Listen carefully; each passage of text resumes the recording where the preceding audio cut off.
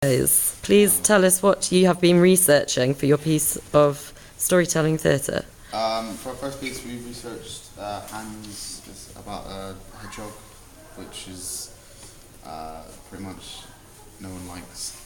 He's bullied, and then he gets founded by a king, and he wants a return from the king. So it's a long story, but it's a good story. It's one not many people know, so we might put some light on that. And we're thinking about, to make it engageable for like 10 to 11 year olds, we sort of put it on a panto style, and it could be funny and it could be over the top, and it could just boost up the energy and make it more fun. And then we thought about the set, because it's sort of like set in a medieval times, but like, yeah, we'd sort of modernise the medievalness of it.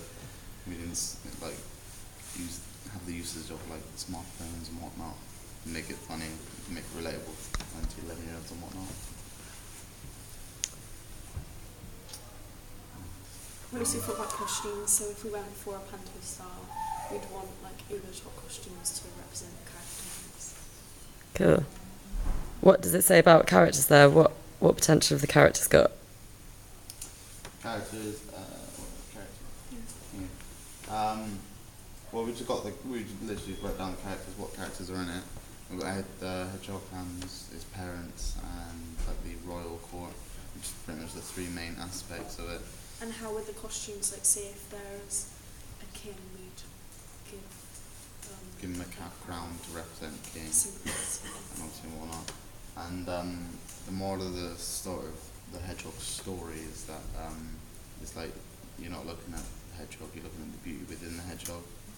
Because then when the princess and the hedgehog get married, the hedgehog becomes a man, and it's all good and dandy, and hallelujah.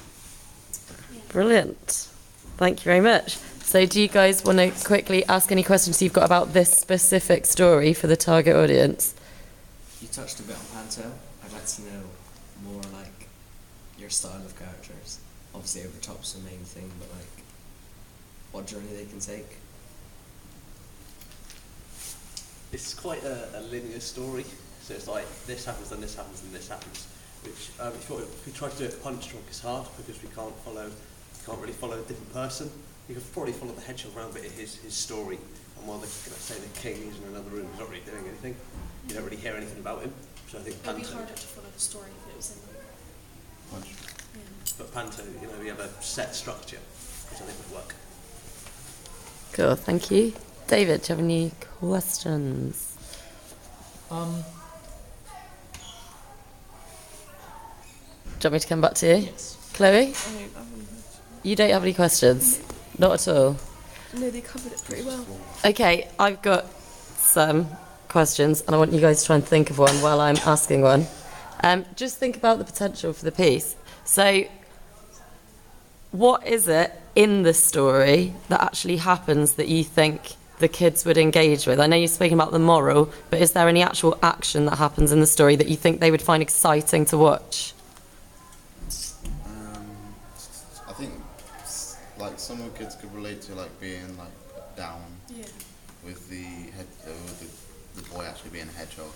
Obviously he's being put down because of that, because he's a hedgehog and he's different. But then it's almost saying like it's not bad to be different. And, they might relate to like that type of stuff. Okay. And like sympathise with the hedgehog, which will then like maybe stop them from making common stuff. Okay, cool. So it might educate them a bit and make empathise. Yes, Chloe? How would you involve the audience within your piece if you were planning on doing it? Very good question. Well, I can tell you now, We could get them up on stage, because obviously if we're going to go for the panto way, then like in most pantos they get the kids up on stage and like do a song or let them participate. You've got like the classic "he's behind you" tricks. That was just the classic panto. With a spiky hedgehog. Yes. Yeah. He's behind Those are you. the spikes. They're behind me. Oh, that's quite good, actually. Okay, and last but not least, David. Yeah, you spoke about modernising the play, but how would you like modernize the characters? Like, Ooh, good question. Wow. Well, obviously you need to make sure the language is like Modernised, but it's more simple simple enough because to obviously they're young, so the language in these are a bit hard to understand. So we need to make sure that they understand. And like, we can have a modernised character, so instead of king queen, we can have like PMs, and he gets lost in the forest. Well, we still have forests, don't we? Cool. I don't know. We still, the hedgehog can still be a hedgehog. We've still got a bit of magic in the world, haven't we? Yeah. Ah, lovely. And I have a Mr. question. Bridges. So Hans the Hedgehog is a traditional story. It's an interesting story, without a doubt, and I fully agree that there are sort of moral messages that your primary school students will be able to maybe identify with.